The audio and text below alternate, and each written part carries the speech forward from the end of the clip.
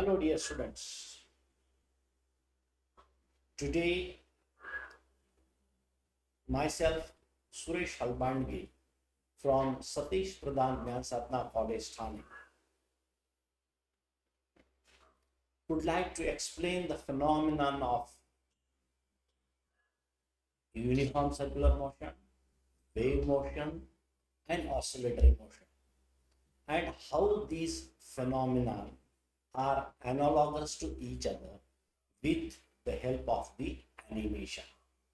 Okay, these are the basic physics animations. Now here, if you look at this animation, we observe that there are mainly three particles.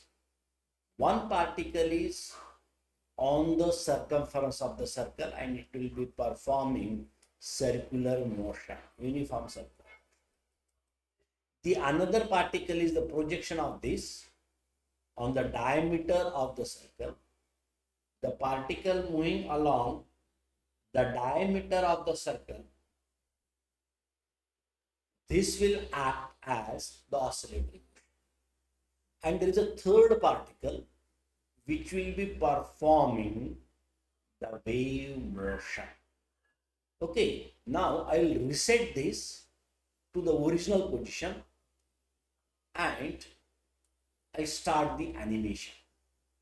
Okay, now here, now it is at this point, the particle performing circular motion is at this point.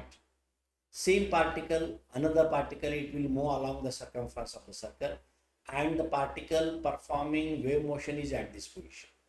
Okay, so performing UCM, it is here. Performing wave motion, it is here, right?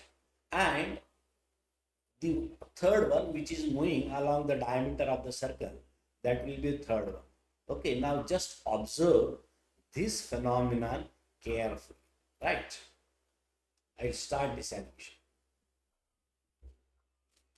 So when the particle performing circular motion, it completes one revolution.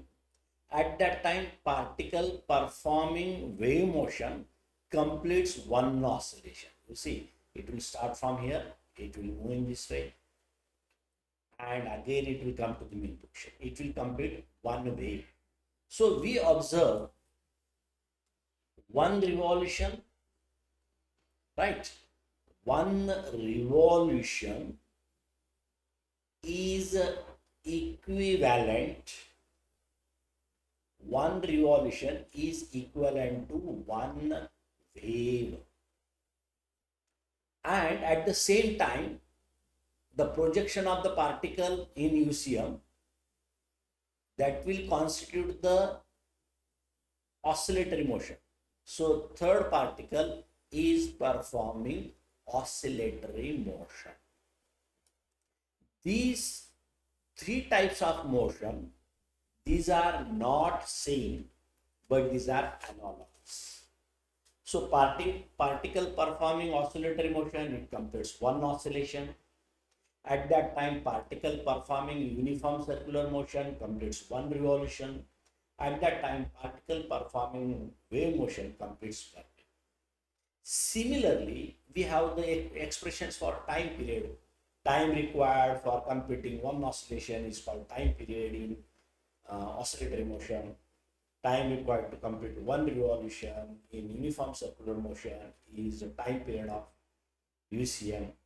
Time required to complete one wave is called as a time period of wave motion.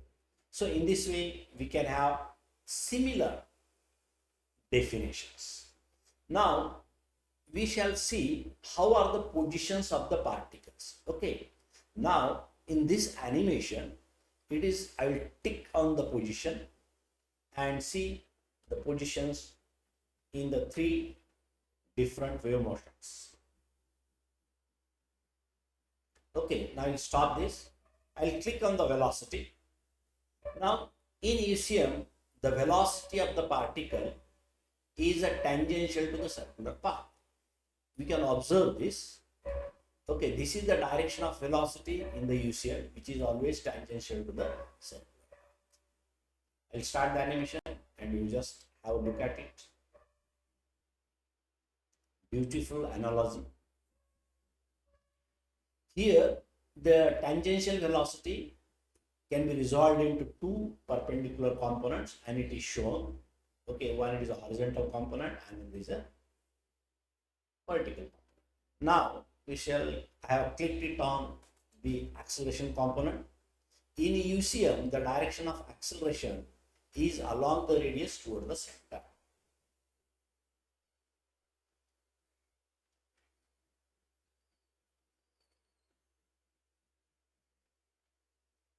Okay, similarly, we can have the displacement, velocity, and acceleration in the case of wave motion also in oscillator. So in this way, we can have the analogy. Basically, in the 11th or 12th standard, we learn the motion separately. But in actual life, when the events are taking place, it may be the combination of two or more motions at a time.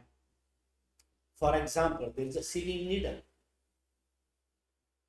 Okay, it is actually the oscillatory motion. It can be related to the some other motion in the daily life. There is a flooring floor. In fact, floor mill is there. We grind. There is a grinder and there is a belt attached to that. Belt performs circular motion, and the grinding machine performs rotational motion. So it is a combination of rotational motion and circular motion. So in this way, we can have number of examples which can be the combination of two or more. I hope you might have liked this animation. In the coming future, I will try to explain the different concepts in the physics with the help of physics. For today, we'll stop here. Thank you so much.